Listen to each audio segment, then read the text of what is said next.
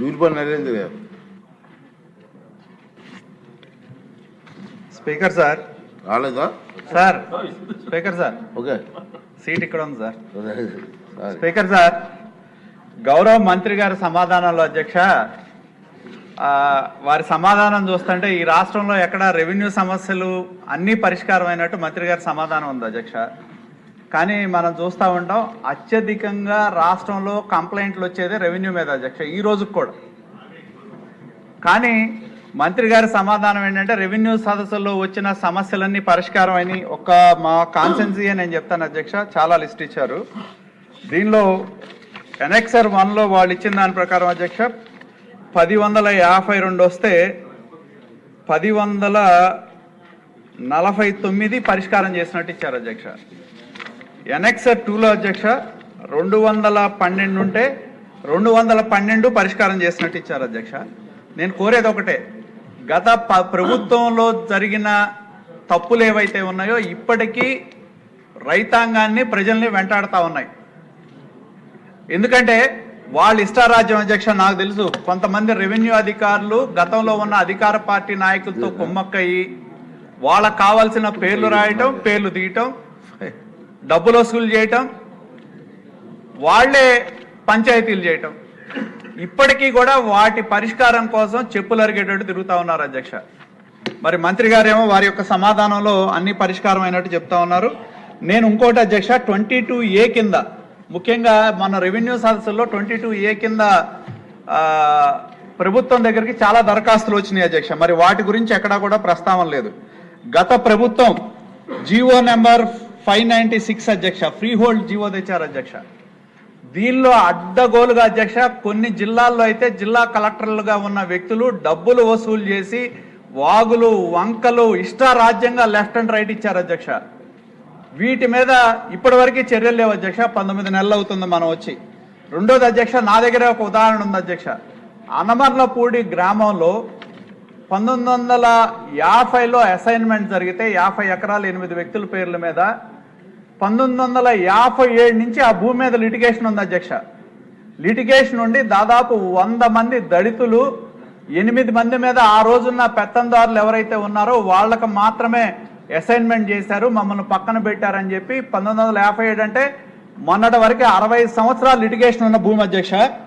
దాన్ని ఈ free hold వచ్చే ముందు పోలీసులను ఉపయోగించి వాళ్ళందరినీ కూడా బెదిరించి రాత్రికి రాత్రి కోర్టులో ఉన్న కేసులన్నీ కూడా విత్డ్రా చేసి, అంటే 60 సంవత్సరాల లిటిగేషన్ జరిగిన భూముల్ని విత్డ్రా చేసి అధ్యక్ష అధికార పార్టీకి సంబంధించిన ఆనాడున్న మాజీ శాసనసభ్యులు ఆ రోజున్న పదవుల్లో ఉన్న వైకాపా నాయకులు రిజిస్ట్రేషన్ చేసుకున్నారు అధ్యక్ష. ఇప్పటి వరకు దాని మీద మేము రిప్రజెంటేషన్ ఇచ్చినా కూడా యాక్షన్ తీసుకోలేదు. అదేవిధంగా అధ్యక్ష 22A కింద అధ్యక్ష మంత్రి గారు రీజనల్ కాన్ఫరెన్స్ పెట్టారు అధ్యక్ష. దానిలో 1978లో ఇచ్చిన హౌస్ సైట్స్ పట్టాలు కూడా 22A కింద పెట్టారు అధ్యక్ష. ఇది చాలా బాధాకరం. ఎందుకంటే నా నియోజకవర్గంలోనే చూస్తే చేబ్రోలు మండలంలో 10 విలేజెస్లో ఉన్నాయి, పెదకాకాని మండలంలో 10 విలేజెస్ ఉన్నాయి, పొన్నూరు మండలంలో 120 కాలనీలు ఉన్నాయి, పొన్నూరు టౌన్లో 31 కాలనీలు ఉన్నాయి అధ్యక్ష. ఇవన్నీ కూడా 1978 నుంచి మీకు ఇక్కడ నేను తెలియజేస్తా ఉన్నా అధ్యక్ష. 1978 నుంచి ఎవరైతే అసైన్మెంట్ చేశారో సోషల్ వెల్ఫేర్ ల్యాండ్ ఎక్విజిషన్ కింద పాతరెడ్డిపాలెం, చేబ్రోలు అధ్యక్ష, వేజెండ్ల విలేజ్, సుద్దపల్లి విలేజ్ 1978, 79, 80లో కూడా సోషల్ వెల్ఫేర్ ల్యాండ్ ఎక్విజిషన్ కింద పట్టాలు ఇచ్చిన భూములను కూడా 22A కింద పెడితే ఇప్పటికీ లబ్ధిదారులు వాళ్ళ యొక్క అవసరాల కోసం ఆ భూముల్ని ఒక బ్యాంకు లోన్ పెట్టాలన్నా, ఒక రుణం తెచ్చుకోవాలన్నా తెచ్చుకోలేని పరిస్థితిలో ఉన్నారు అధ్యక్ష. నేను గౌరవ మంత్రి గారు రీజనల్ కాన్ఫరెన్స్ పెట్టినప్పుడు వారిని కోరటం జరిగింది. మరి వీటిని 19 వారు కాన్ఫరెన్స్ పెట్టి కూడా ఇప్పుడు 10 నెలలు అయింది అధ్యక్ష. ఎప్పటిలోగా వీటిని పరిష్కారం చేస్తారో చెప్పాలని చెప్పి నేను కోరుతా ఉన్నా. ఇంకొక ప్రధానమైన ఇది అధ్యక్ష, రెండోది ఎండోమెంట్ ల్యాండ్స్కి సంబంధించి ఏదైతే ఎండోమెంట్ ల్యాండ్స్ ఏవైతే ఉన్నాయో వాటిని గతంలో ఎవరికైతే బదలాయింపులు చేశారో రకరకాల బదలాయింపులు ఆ రోజు దేవస్థానం కింద ఇచ్చేవాళ్ళు అధ్యక్ష. దానిలో స్థానాచారులకు కానీ, అర్చకులు కానీ, అధ్యాపకులు, స్వస్తివాచకం, పురాణం, బాకా నౌకరి, వ్యాస పూజ, విత్రహస్తుడు, తాపీ నౌకరి, సంగీత పరులు, భజంత్రీలు అని చెప్పి ఆ రోజు భూములు కేటాయింపులు జరిగినాయి అధ్యక్ష. ఆ భూములు కేటాయింపులన్నీ కూడా అధ్యక్ష, ఇది మా పొన్నూరు టౌన్ అధ్యక్ష.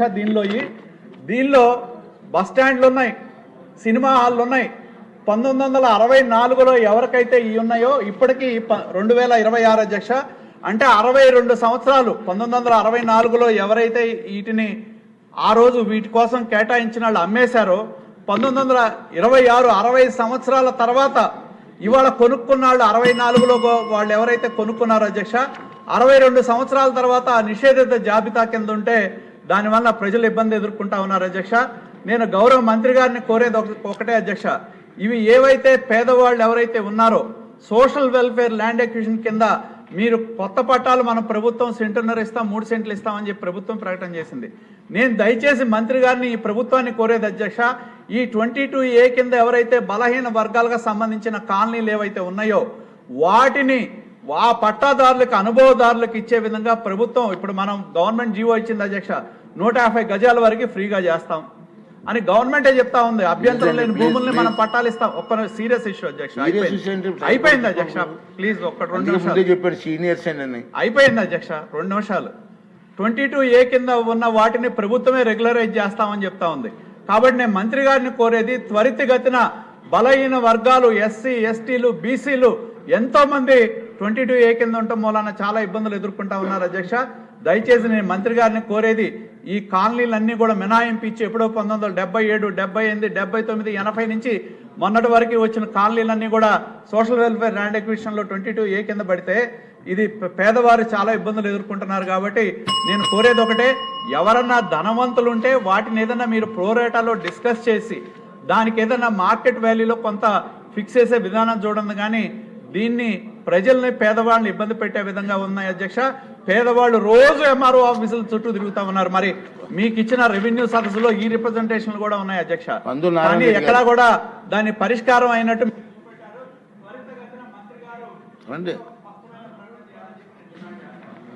ధన్యవాదాలు అధ్యక్ష.